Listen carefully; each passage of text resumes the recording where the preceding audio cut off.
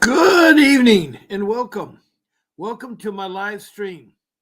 I'm here to fight CPS and stop taking our children. I'm your host, Bob Pace, and I'm on twice a day. I've been doing this now for 19 months. I started in October 23. And it's twice a day, these live streams are. I'm on Monday through Friday at 10 a.m. and then on the weekends at 8 a.m. In the evening, I'm on 7 days a week at 7 p.m. Now, the times may change, but the days won't. I've been doing this continuously. I've not missed a day yet. I'm here for you because you've encountered an agency that you know nothing about, or if you do know, how horrible it's been with your case. And I, too, was a victim of CPS. It destroyed my family. It, prevented me from getting work, and it took my home. I mean, I could tell you on and on. I ended up losing one of my 6 children because of them. I call this entity, this government entity, the child protection system. Every state, every county has a system, and the names vary from Department of Children and Family Services to Child Protection Services to Department of Children's Services to Cabinet. It's a lot easier just to say CPS. Everybody knows what I'm talking about, CPS. And Google does too when you do your search with it. So this is a live stream where I have people that come in here all the time. And let's see, right now we have the room starting to trickle in here. I have 7 Facebook rooms that lead you here. And then I have one YouTube room, and I'm in another YouTube room right now. This room is called Fight CPS and Stop Taking Our Children. You found me on Facebook. The morning one is called Fight CPS with Bob Pace. And the evening one is called Fight CPS, Stop Taking Our Children. And when you find me on Facebook, there's a link that'll take you here. If you also go to other rooms on Facebook or even YouTube, it'll bring you here too. I'm using the StreamYard application and broadcasting live on YouTube. Now, I want to give a great thanks to Mr. Vincent W. Davis. He's the attorney who helped me start this live stream and is a really great attorney, one of the best around. He has been in foster care himself, so he knows the experience you're going through. He's trained professionally and licensed as a juvenile law, family law, and dependency law attorney. He's also a trial attorney. He can do trials. Furthermore, he can do civil lawsuits. He has won successfully against CPS millions of dollars, both in state court and federal court. So he's the real deal. He's a pit bull of a fighter. That's his picture on the right-hand corner of my screen. You can see him there. And below his picture is a very important website to go there, because there you'll find fees and rates and guidebooks and so forth. Now, in my window there, the 888-888-6582 is the law office of Vincent W. Davis. And you can call in, make sure you tell reception that I sent you. And if you do speak to Mr. Davis, tell him I sent you. But if you want to hire a real attorney right now, he's available. All you have to do is call in. Also, when you call in, they'll give you the schedule. You can ask them when the live screen schedules of Mr. Davis, myself, and other people. I have KK Richardson on the East Coast who does a similar live stream at 8 o'clock her time on the East Coast, 5 o'clock Pacific time here on the West Coast. And then on Wednesday, there's another show at 5 p.m. Pacific Standard Time. And so I know those 3, my shows, those 2 are weeklies. Now, Vincent, from time to time, will have a show on Saturday at 10 a.m. in the morning, and it's questions and answers with him. But you're in a situation where the stories I've heard, the horror stories, it's the terrible. You've gone to rogue CPS. Not all CPS is bad, but a lot of them are. So is the foster care. And so is the way the system's set up. It isn't friendly, And I was sad to say that I lost a lot. And so what I'm trying to do is I'm trying to give back to help others don't make the same mistakes I did. If I had to do my case all over again, I would never lost my children. I would never lost my home. And I would not be in the situation where I'm at today. So I'm trying my best to relive my experiences, to pass on the mistakes that I made to help you all. Now, this is an interactive live stream, meaning that you can participate. Besides being here, taking notes and doing emojis, which are nice, the hearts, the thumbs up, the love, those are really nice. You can send me stars. Please check below to follow me. And if you want to be notified, check the notification button. Also, please do reviews of me down below. Now, if you want to do something more, all you have to do is you want to text a message to me here that maybe I can help you. What you can do is that you text a comment or a question, and it should pertain to CPS. Please state your first name, your city or county, your state, and your country. Yes, that's right. You heard me. This is a worldwide broadcast. Everybody that has internet in the world sees and hears this live stream. Please also tell me about your CPS case from beginning to where you're at. From beginning to where you're at. And I am applaud you for taking the step to try to get help, because it's really, there's a certain group of people, and of the over the 1,700 some people I've talked to, and myself also included, is that you don't have the funds to necessarily get the best attorney or get an attorney.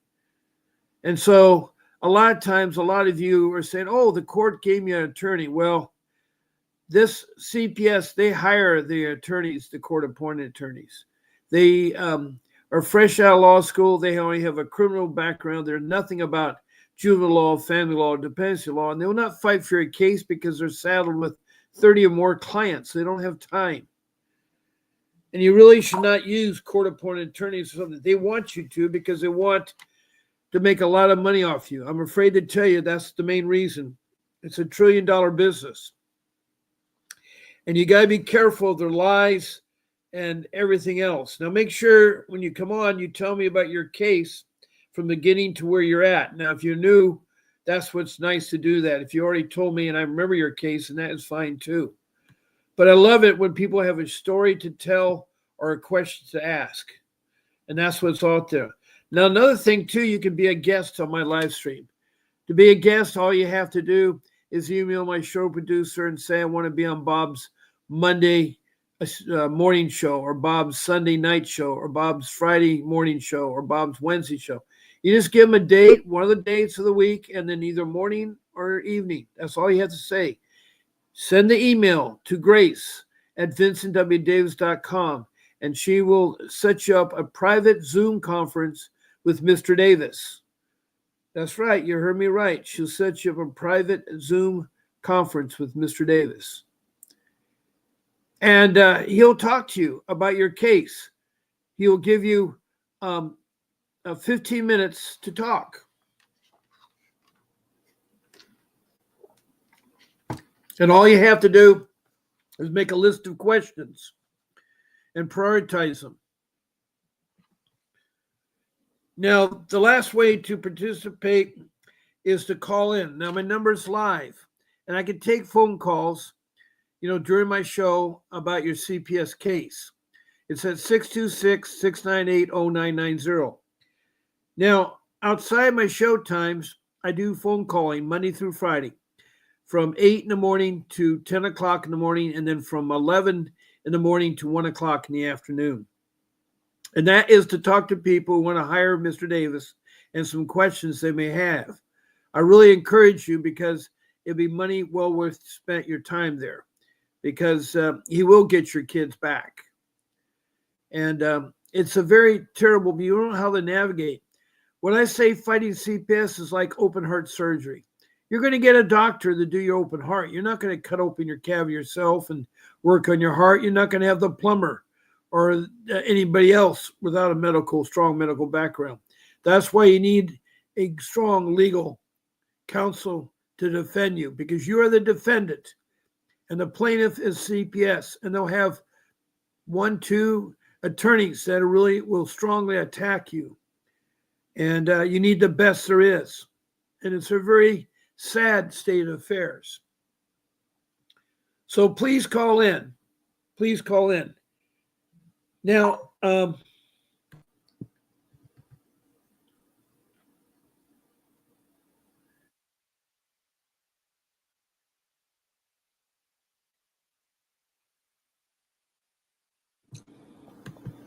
have a website, another one. And excuse me, that's my email. That is good. I'm glad you're going to have that. Let me go here, and here it is. This is Vincent's primary website. It's vincewdavis.com. And you email there and you get all his information about what he can do and so forth, testimonials and everything there. A secondary website he has is called the Stand Store. And the Stand Store, Attorney VWD, will have guides and books and special tutor sessions and special legal systems that will help you at prorated prices. Now, I know that if there's a new book out that is called The Grandparents Guide to adopt your grandchildren, and also other resources. Now, when you go to the Stand Store or you call in that number, the 888 number, you can ask for guides and they will sell them. Now, this guide here, Grandparents Guide, is $9.99, but I have a special rate. If you type in my name, PACE, P-A-C-E, all capital letters, the number 50, you'll get it for half off. That's less than $5 for a really great guide that is helpful. It's helpful not only for grandparents, but for parents and for other states besides California. So these are resources that you need to gather up and so forth.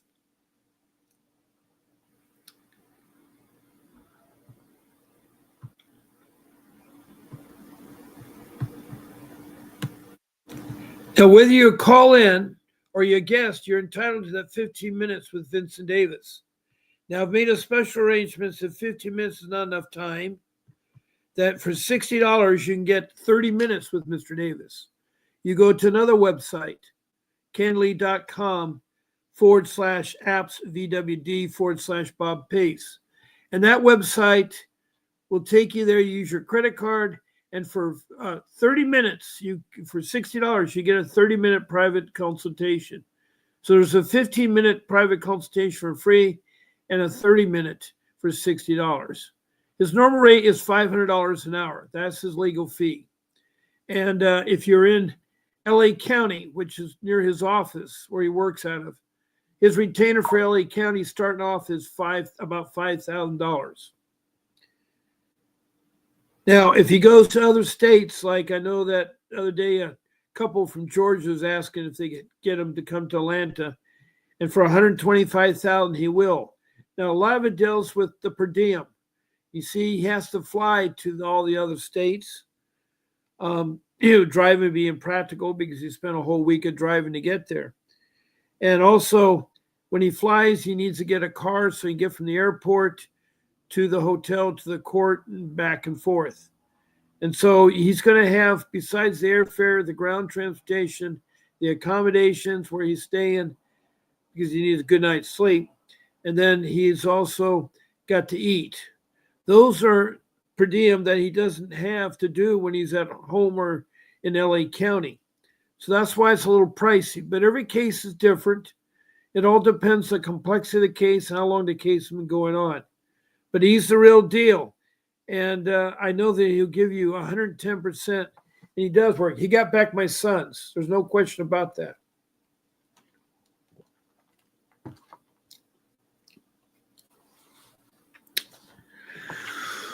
But I'm glad you're in here.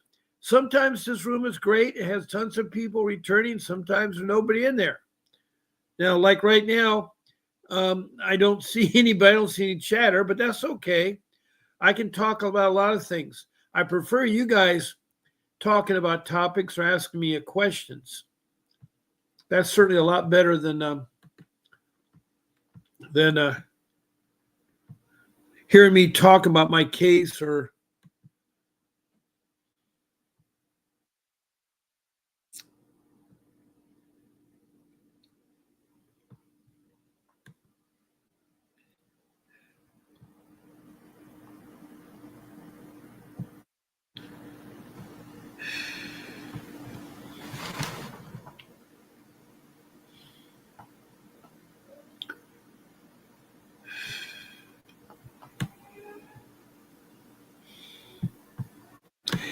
now there was a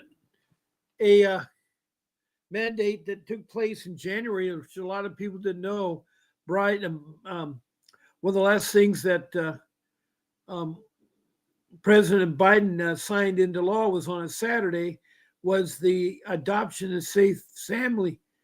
Correction, that's not what I'm looking for. There was there. I just got the wrong one there. Hold on.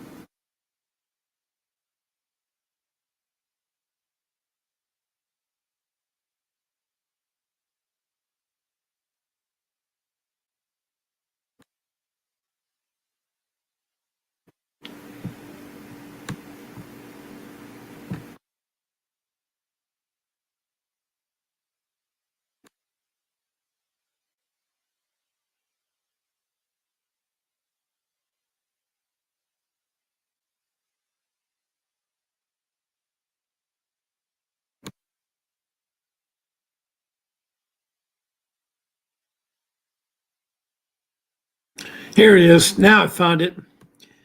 It was January of this year, and it was signed in law by the Ways and Means Committee, and it made some recent changes to our child welfare system. And it was done by Supporting American Children and Families Act. It'll save taxpayers dollars by supporting early intervention to help families stay united and reducing the duplication of the child welfare system. It's HR 7906, and it's strengthening state and also tribal, that's the Native American Indians Child Enforcement Act, to make targeting investments that will reduce administrative burden by requiring the Department of Health and Human Services to reduce paperwork and data reporting for state agencies and casework by at least 15%. It will improve the access for Indian tribes by streamlining funding as well as monitoring staff engagement with the Indian Child Welfare Act. That's the ICWA of 1978. It'll support the expansion of evidence-based service to prevent child abuse and neglect and ensures children are not separated from parents solely due to poverty-related neglect. See, being poverty should not be penalized. It'll address the caseworker crisis by ensuring caseworkers have access to training and support to improve retention and recruitment. It'll strengthen support for the 2.5 million grandparents and relatives providing kinship care for children who would otherwise enter foster care. That's a lot of grandparents helping out. It improves outcome for youth transitioning from foster care by including individuals with life experiences formerly in foster care, in state service plan, and ensuring youth have access to mental health services. It'll support the post-adoption service by requiring the HSAs to review post-adoption support provided under Title 4B and identify opportunities for strengthening them. So those are a lot of major changes, and it should really help the people out there. It really should.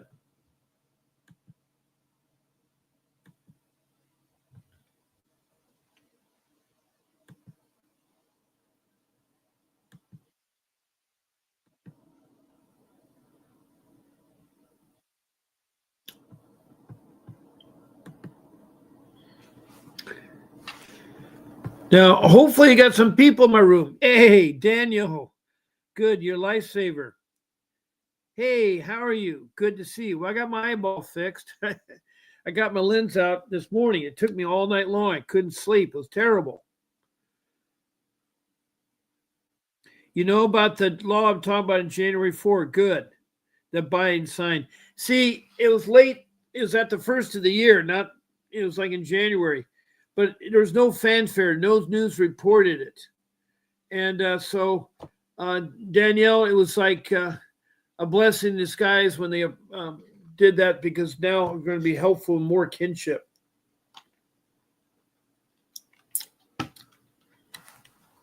But anyway, I'm here to help you all. For people that do not know who Danielle Watt is, she's one of my co-hosts that does my show. She has been on for quite some time, but I miss her. She's from Georgia. And she had a terrible case where her son was transitioned from Georgia to Texas in what is called the Interstate Interstate Care for Protection for Children, ICPC. Anyway, when you transfer children from one state to another, this independent organization is supposed to help you do that. Well, somehow he got lost in Texas when he was 17, and then he turned 18 and then 19.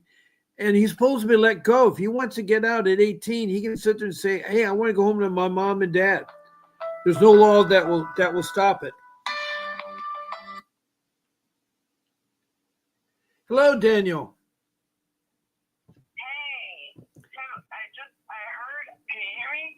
Yeah, I'm going to put you on my speakerphone and tune you up here. Okay. You called on my personal line, but you're supposed to call my work number. That's okay. That's okay. Well, okay, because I can call back on the other line if I need to. No, that's fine, because someone else could call in there. So I'll put that number back up again. I had it off for a second because.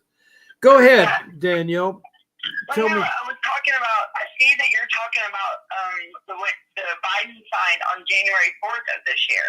Right. And that's part of the Social Security Act with Title 4B. Right. And it's supposed to come with like $75 million, I think, of funding. Yes. But it's also supposed to do away with poverty being a reason no longer to take children and or remove them, and then it's supposed to help parents instead of them remove them for substance abuse. It's supposed to help them to keep their children, and it's the tribal stuff too. And but I was listening to how I came across that federal law right there. That was, nobody's talking about it, nobody. And this podcast was saying that the parents need to start voicing about it to get it for these states to implement it. Because nobody's talking about that at all. Like, I don't hear anything like, that law that was signed by Joe Biden. Yeah. Like, none of the states, they're not, they're trying to keep it, and that's what's gonna, if we want it to be put into effect, we got to start voicing it and making it, like making the states implement it, you know, and that's Yeah. the problem. I've been doing it. Nobody's talking about it. Right. I've been talking to you on my show off and on for the last couple of months because it was something that the news media didn't pick up on. And Right. it's supposed to be really beneficial to us. And these are things that CPS sometimes hides. And yes, and that's so that's how did you get get your son back? I was telling everybody about how your son was being held from you and you wanted to be adopt him in there. We had to get our own tickets and fly out there without them like just pop up on them. And he came back, like they discharged him and let him go with me and my aunt. Like there was no, like they didn't give us no issue. I mean they did when he got, like we flew out there. We had to get our own tickets and I had my travel pass for probation and we brought him back. And now he came back as an independent adult. Right. Which means nobody had so and they tried to, when we got back, they were giving me trouble, and wanting to, like, I don't understand why they would want to butt their nose back in with their child protective services, but they were trying to still have a hold on him, you know? And that's what I'm fighting now, but I mean, at least he's back in Georgia, but he is with my family. Oh, okay. Well, like now, he's with my aunt, why does he go with your aunt instead of with you? Because of the mess. Like, so when my son got, he's with us, but he stays at their house because that's where he wanted to be. Wherever he wanted to be is what I was okay with, you know. But I'm still around him. Okay, you can still see him. Yes. Oh yeah. And but it's just it's like it's a hit or miss right now. And my daughter just graduated high school. My 17-year-old just graduated this past Tuesday. So right now, with my son, I don't believe, like, when guardianship happens, it's like, because my brother, I got my brother too, and they were giving me trouble for a minute there about my brother. They were trying to say that I needed to. Why would they give you trouble about your brother? Because they were telling me that if I can't focus on my son, I need to find another caregiver for my brother and focus on my son. If I couldn't put my sole focus on find another alternative placement for him, when then at first they were never considering me for placement anyway. Like they gave me the runaround and they held him for a year out there and just gave us the runaround. Like they led us on a wild goose chase for that whole time. Because remember, the question was the biggest, mysterious question was I able to go get him? Was it voluntary? Remember, can he just leave? And it was true. I should have went with my gut and just went ahead because nobody could ever give me a straight answer. You know what I'm saying? And with me, and you know darn well if I would have went out there without like nothing, and they would have probably tried to get me locked up, you know what I'm saying? Wow. Yeah, but no, I did, I'll tell you, probation, they came through, like, it was the day that my aunt was getting ready to board her plane, and my probation officer came through with the travel pass at the last minute. She sure did. And I was like, yep. And she approved it and everything. It was awesome. Like, they've been really helpful in all this, and they stood by their word. You know, they told me when all this first started that they would do anything to help me get my son home. And when that time was right and I called and needed them, they were there. And that's what's up. That's what's up. So now with everything, it's crazy because they're retaliating more than ever on families, and I'm seeing it all everywhere. Like the reunification number here in Georgia declined 64% in last year. Why was that? Why was it declined it? Huh? Why did they decline it in Georgia? Oh, in Georgia, because they're not reuniting these kids with their families. They're sticking kids in foster care, and without due process, without anything, they're just removing kids and just putting them in the foster care, just like they did my son. Well, in 1997, President Bill Clinton signed in the H.R. 867 called the Adoption and Safe Family Act. It was the incentive. I call it the incentive program, where they give $35,000 to CPS agency for every child they adopt through foster care. Right, and it's like they get extra if they can adopt like a special needs child or the older one. It was more. They got an incentive bonus, and it's crazy. And that's just, with my son, there was actually someone, I don't know who it was, but they had and adopted my son at 19 years old. I didn't know that. So they were actively looking for placement for my son the whole time. Without Really? even me and my family knowing. Yes. Wow. It's in the discharge report. Mm-hmm. And when he got home, the medicine that they had him on, so something wasn't right. He was fine like the first couple of days. Well, then I noticed his urine was really like orange and reddish looking, and it's like he stayed dehydrated. It's like he was drinking all the time, and then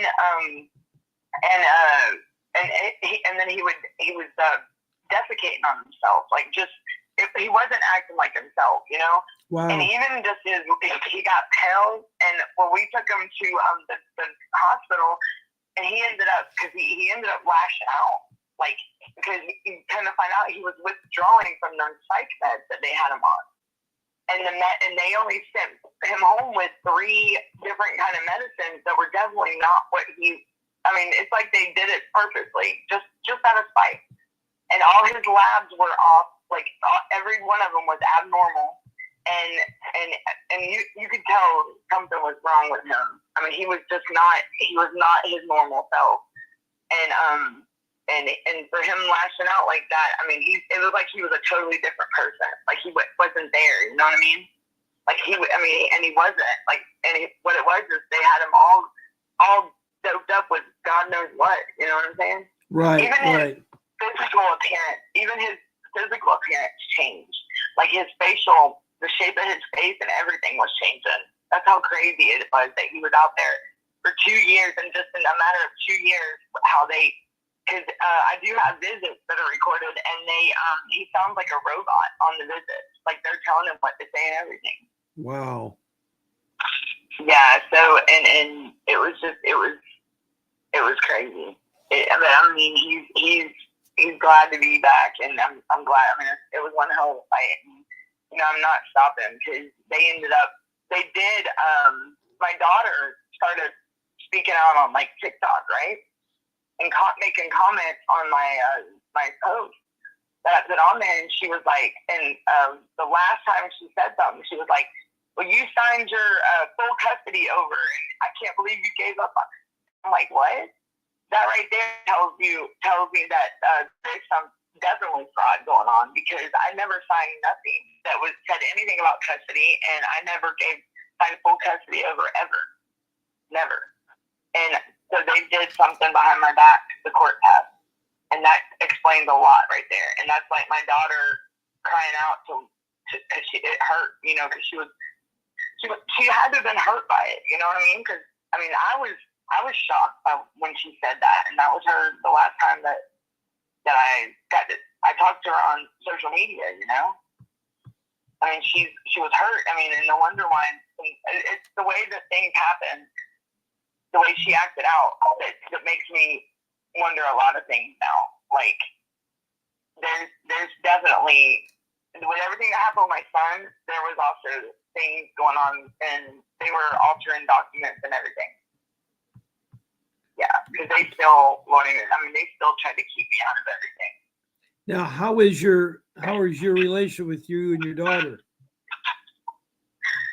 Now, my daughters, my youngest one, I haven't really got to speak with her, but my oldest, that just graduated, she she is, she started, well, she got on my TikTok, and she was talking, and she was like, but I think it's also the family member putting, like, coercing her to do it, like getting her to do certain things, or it could be the family member that's actually the one that's making these comments now instead of before. But my daughter, I'm still not able to see or talk to my girls. But I mean, my oldest did she did reach out, you know, and she has every reason she can say how she feels. I'm okay with that because, I mean, she's hurt, you know, and she's having mixed emotions. And like I told her, I've done nothing but just tell her that I've never gave up on her and I love her and I'll always be there for her. And I'm always going to be, I mean, whether she hates me or not, which it's not that, I mean, and that's where the comments got really, like, there's people that are lashing out at me, and it's family members, like trolls, you know, and that's fine because my story, everybody knows my story. I have not hidden nothing. I have no reason to hide anything because these kids nationwide do not need to be going through anything like this. They deserve to be with their family. I mean, there's kids out there that are being unalived, and that's the kids that are in danger, you know, not over poverty, not over just somebody having a bad day and wants to call and be an anonymous caller. You know what I'm saying, Bob? Yes, I do. I wish these states would come across, and I wish these states would go with the same law that Texas did. Because in Texas, you can't call anonymously anymore. And I hope that there's too many kids. These kids don't need this. They don't deserve that. No child should ever have a price over their head, let alone ever be stripped from their family.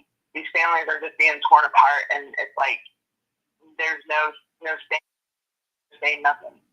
I can just imagine how with my thank goodness my family stepped up to help me. I didn't know that my mother was gonna pass away, and that showed he real and he thought, because I would have never expected all this to happen. But they did unlawfully seize my son. I know that. That's because they violated the original guardianship order. My son was still a minor at the time, and when they got him, and they had no right getting him. They weren't supposed to even be involved. They interfered with I automatically became his legal caregiver at the time of my mother's death. Yep.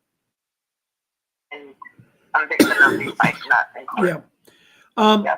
I want to don't go anywhere, Danielle. I'm talking to Danielle Watt from Georgia about her case with adoption of her son, and we also have had Tony the Tiger Cassandra from New York, Austin, who's had a horrible time. She was served a quarter last night, and she had court the next morning. And her attorney, of course, is a public defender who doesn't anything for her. And so she just got to court this morning, and then they only gave her 50 minutes to talk to her. And now we're going to go into a trial. I have no time to put in any evidence, so I have any witnesses come. They had one of the workers testify, and she was the only one who could testify. Now, Tony, you can tell your attorney to ask for extension of time. You can delay. If you have a good reason, you can ask for time. And they, give you notice the night before, and the next morning you have to be there. It doesn't give you time to subpoena witnesses and so forth. So you need to do that, Tony. And hello, Cruel from Ventura, California. She says, "Hey, Uncle Bob," and then she says, "I have a quick question when you have a minute.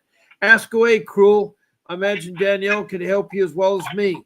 And then Tony further says, she's saying that sounds almost exactly like court went today. She's describing your case is like that. I know you're not supposed to record in the hearings, but I was scared, and I really knew something funny was going to happen if it did. I have no idea. Why can't you record in the hearings? Is that against the New York state? I mean, that's a New York law. I don't know. It could be a New York law. I find out that you try. I know in a lot of the courtroom, they won't let you. They'll hold you in contempt. Right. Right. I mean, they had me in the holding cell in the basement of the courthouse for my adjudication and my disposition, and I didn't even request the date. I mean, that was in 2022. I mean, it was crazy. Yep. The way they've been doing things, it's sad that it's changed so much just in a matter of 5-year, 10-year period. Like back in 2011, when the guardianship orders were done before I got sentenced to prison, it was nothing like. I mean, it was just the judge left it up to me and my family. No CPS, no involvement with CPS. They had no reason to be involved. This was the words of the judge, and that he was going to leave it up to me and the family to decide what to do upon my release.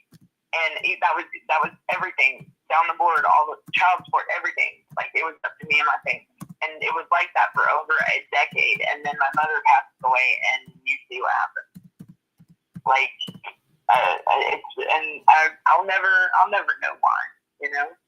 I mean, why couldn't I get my son? Like, it was people change. I guess people's true colors come out. You know. Yeah. You know, I do a podcast, Bob. I do a podcast. Oh, what's it about? What's it about? Foster care corruption. It's unmasking foster care corruption. Okay. Yeah. Do you do a live stream or a podcast? Yeah, I do it. I do the podcast. I do live stream and everything. So you record something to play back later. That's a podcast. Okay. All right. I got you. I do that, and then I also go live too. I go live too. Mm-hmm. Wow. Yep. I've been doing that for probably a couple months. Well, it's been since November of last year, I believe. Mm-hmm. Yeah. And I wrote some songs. I've created some songs. I wrote some songs about like foster care in Georgia. I call it my one song "Free from Fears." It's called Georgia's Hidden Scarlet Letter. You know, and because people the average person is so, when they hear about like parents losing their kids or getting their kids taken and child protective services are in foster care, they're automatically like so stereotypical, and when they don't have the right, when they don't understand it, you know. And people are so quick to judge, and that's where I want to bring the light to the hidden, the stigma between foster care and the naked eye, the public, because they don't see the things that are actually going on, you know, because it's not talked about that much. It's hidden. It's secret, you know, and that's why I wrote that Georgia's Hidden Scarlet Letter about that. Yep. So I wrote a song. I play it on the show all the time. Yeah. It's on Spotify and YouTube and Apple Music, and I believe some of it's on TikTok. It's called Free from Fears. It's pretty cool. Yeah, it does sound really cool. Yeah. Well, I'm so glad you're giving yourself back. You know, that's so sweet of you, because you've been through a lot. I know what you've been through, and I'm really amazed that you are successful in what you're doing. So, you know, these are real stories, Bob. Real stories, real families, real children going through unimaginable pain, trying to navigate through a system that is broken. You know, I wish more parents. I wish, and that's my whole thing behind it. I wish my strength and my courage will give parents the strength to speak up and the courage to speak up. Right. If I can help anyone just to share their story, I will help in any way possible. Because they don't deserve to be bullied on. These people don't need to be bullied on as parents or family. Because I agree. It's a God-given right. I mean, life doesn't come with an instruction manual, you know? Life's going to happen. I mean, life's going to do what it's going to do. But the way they're doing things over, like, taking kids over maybe not having enough food, well, that's why they have the federal funding. Why can't they supply that family with food and just get them back up on their feet to where, you know, because everybody struggles. Everybody. I'm sure everybody struggles. And at some point in their life, but it's no reason to be punished and lose your children. No. Yes, I agree. Yeah. So, but yeah, that bill, that thing that Joe Biden signed, it's not definitely not been talked about much. I know it was. How I found out about it was I listened to a podcast on Podbean called On Point or something, and they spoke about it. And I mean, it was interesting because it talks about how to prevent, like it's supposed to be helping prevent your kids being removed. Like it's supposed to like be to not let your kids be like before that point. You know what I'm saying? Help you, and there's supposed to be more services provided for the families, the parents, and children, more better representation for them. Yeah. Yeah, and then the tribal, and then I believe there was something for substance abuse. It's the family, for them to still keep the kids, I believe. I don't know if that's, I wrote a bunch of stuff down about it one day. But I think that if there is a case coming up, like if they know that, I think they should get a lawyer from even at the beginning of the investigation. You know, if that happens, I think they should be able to get representation right then and there, like at the very beginning, whether they're indigent or not. You know what I'm saying? But the biggest thing is these parents are not being notified. Their due process rights are being violated all across the board. Wow. Yeah. Now, what is the latest about your brother? What's the latest about your brother? He's still with me, and I don't, with him, I found out like with guardianship, it takes away a lot of their rights, like the right to be married, stuff. But he's still here. We did apply for his Social Security, and it's still in the works. But everything's going good with him. He's still doing the same old thing, and he plays the game system, and he hangs out with some of his friends. He's been getting out more than so he's doing a lot better. Yeah, and he's a lot better now that he knows my son's out of that facility. Because that really messed with him, but he's been doing a lot better. He got a game system. Because last year or the year before, I think it was the year before, I guess when Christmas came and went, and he's like, Chris, you didn't ask me what I wanted for Christmas. And he's like, you know what I want? And he said, I want a game system. I felt bad, so I went out and got it. I really didn't ask him what he wanted for Christmas. So yeah, I went out and got him a game system, and he's had it ever since and plays the games on there. But it keeps his mind going too, instead of being isolated and like just sitting there. It stimulates his mind, and it helps with his anxiety, so he don't have to if you don't want to go out in public and socialize, you can socialize on there. Yep. Now, Cruel from Ventura, who's Felicia, wants to know how she can get her court papers. She says that she's gone so many times to the self-serve place, or do nothing there. Cruel, what you can do is that you can ask the judge. You can ask the judge to provide you the necessary paperwork. She's in Ventura. She's in Ventura, California. What about the Freedom of Information Act, like a freedom of? Yes, that's a good point. That's a good point. Yeah. Because if she's having trouble with and they're not really, that might be what the route to go. Instead of, or ask the judge, like you said. A FOIA would be I would say the FOIA would be a route to go.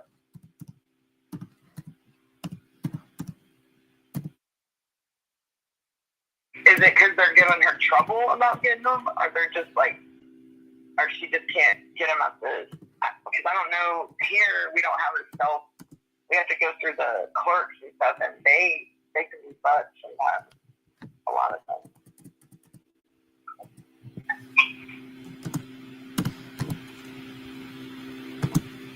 might be even getting a lot of people coming. I'm gonna see the show. Oh, really? That's good. I'm glad to hear that.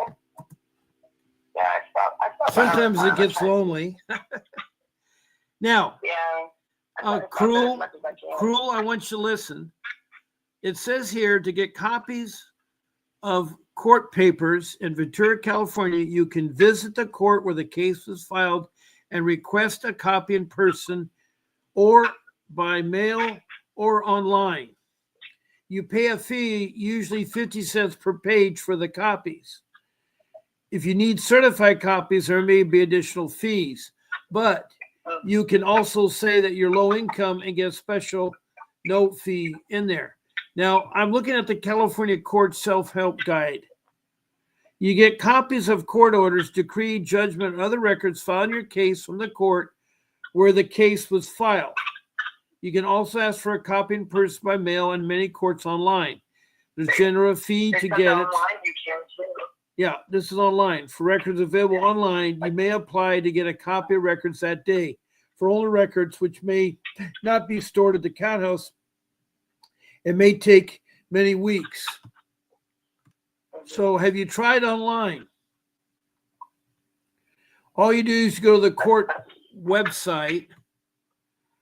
The Ventura County Superior Court. Right. Or contact the court for instructions. You can use Find My Court to find the court website and clerk information.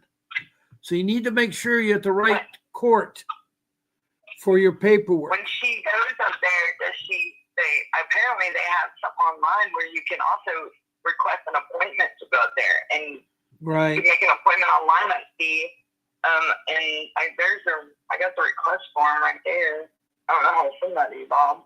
But, you can ask for a fee waiver, which is based on your income. Yep. Now, you can have access to your records.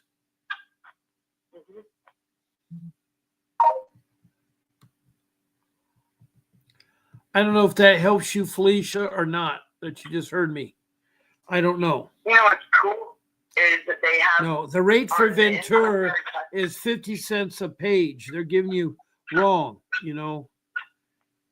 And if you tell them you want a fee waiver, you can request one if you're low income. Now, she lives in Oxnard in another county and never got it. I never got mom's car back from the something accident involving her neighborhood HOA. The law incident, I don't know. See, you give me bits and pieces, Felicia. I never know the whole story. You have a mom, you have two babies, I know, and you have a court case. But I thought you're in Ventura County, not Ventura. I thought you're in Ventura County. You live in Oxnard, and you said your mom was taken and your brother was going through your mail and stuff. I do want to help you, Felicia, and Cruel, you know, that's her name there. And so you can go online and try to do it that way. But you got to make sure you're at the right courthouse, the right paper place where it is. Now, cooking with... Is she in Ventura County? She's in Ventura County, but lives in Oxnard. Oh. Because it should be at the Ventura County courthouse. Right. Or you can go to that page. And you have to go to the court that your case was heard in. You have to understand the records are sometimes kept differently. Now, I want to say hello to Cooking with CR Senior. Stay strong and trouble don't last always. Follow the Lord and be blessed. Okay, thank you very much. I have some people that come with 100 names. That's they always try to give there. So anyway, hello, KK Richardson. Good to see you again. Boy, 3 days in a row there. Poor KK is from New York, and she does a show on Monday nights at 8 o'clock her time on the East Coast, 5 o'clock our time, and she does a live stream. And she's had a horrible case where they found her neglect, and her children have turned against her. And so shit's really bad. Oh, man. Wow. So... That's not cool. Is she still... She didn't get her rights terminated in that, did she? They're having a court date coming up that they're going to have to fight for that. And hers, how long has hers been? Hers is going on for a while. Well, she's been coming on to us at least a year with us. I mean, she's been around for a good year. And yeah, because okay, so she's wow. And the average, like the average kid in foster care stays in for at least 2 years. I know, you know, but wow, and they're quick to try to, like, I think they'll try to terminate rights. They've been terminating a lot of people's rights, and I think that's wrong. I mean, just they're I've never seen it so. I mean, it's a crisis. I mean, it's a nationwide crisis. Like, this is not an isolated situation. This is nationwide. This is worldwide. I've got people that talk from Canada, Scotland, and everything that come in, and they tell us some things, you know. And over in UK, I think it's UK or Scotland, they have forced adoptions at birth with newborns. Something like that. Wow. I think that's what that girl said. Yeah, that's bad when I mean, why are they, it's like they're window shopping for our children. That's crazy. Yeah, that is tough. That is tough. Well, I have about 3 minutes before I have to end my show. What else do you like to talk about, Danielle? Well, I was going to say here in Georgia, I don't know if anybody watched the news, but they got a lady that's on life support right now. That she's on life support because it's that life, when it has a heartbeat, the heartbeat thing, and they like, she's not living, but they kept her going for the baby, and that's been a big controversy over here. Like, you know, up and down. And I mean, I think it should be up to the family, you know. They're not allowing her. They're not allowing the family if the child should die or not. Right. But I mean, they're keeping it.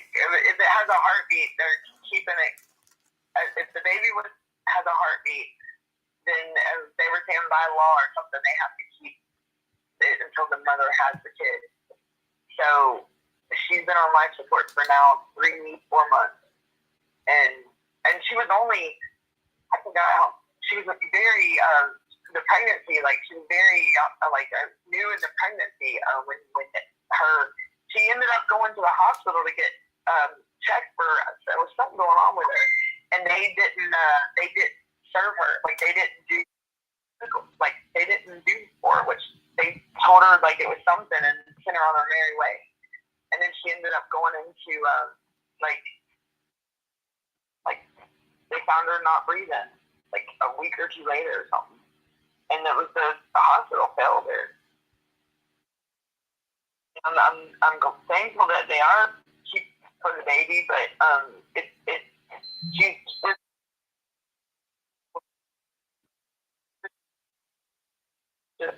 he thinks his mommy's just sleeping.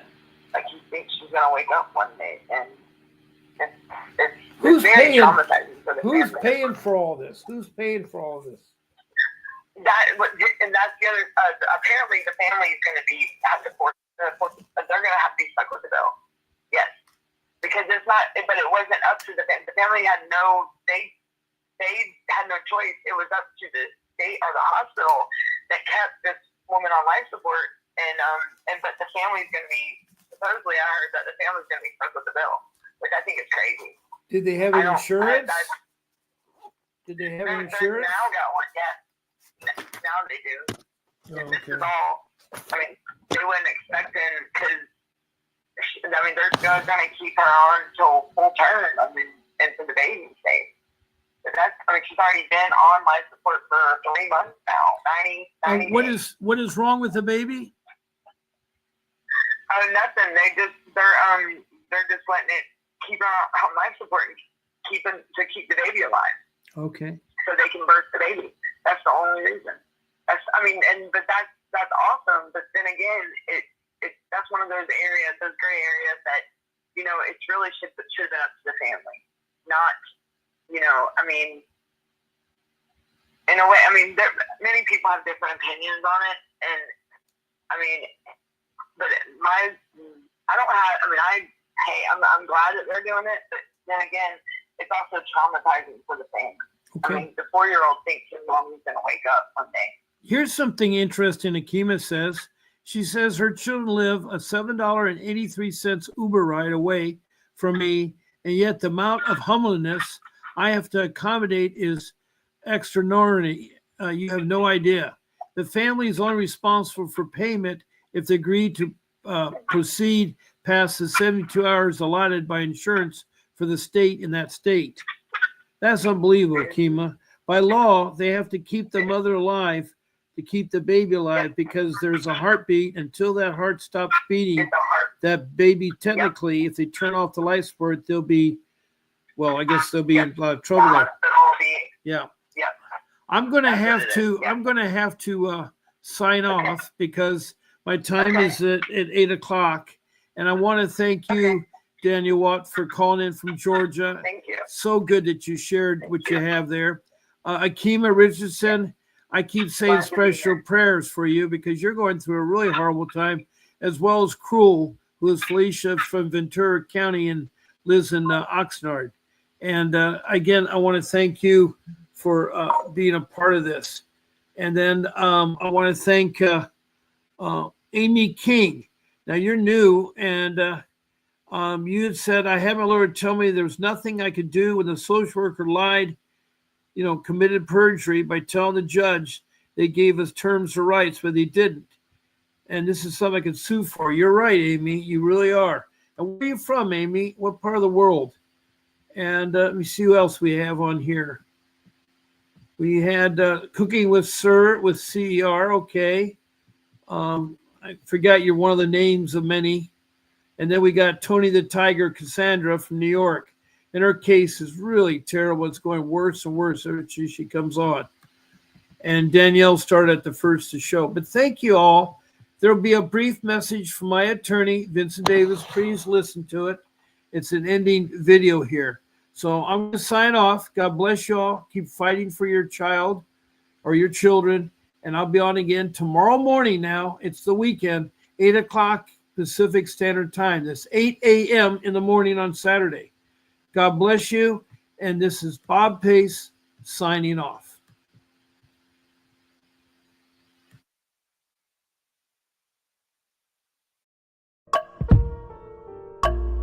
A vivid picture is encrypted in your mind as the critics get in line like they're witnessing a crime. But then you notice there's a shiver in your spine from the feelings of discontentment and bitterness combined. Heartbroken when you listen to the judges, another kid's innocence corrupted. And if you go against it, it's destructive. Consider this predicament the toughest, but we believe in a system fit for justice. Child Protective Services only pretends to save it. The one solution for this is worthy of instant praises. 30 years of experience with relentless cases. Allow me to introduce them. This is Vincent Davis defending you when they don't think a mother fits the role. Is it juvenile dependency or government control? Observe the pain in their eyes. It's time for us to realize we are the last ones left. Put your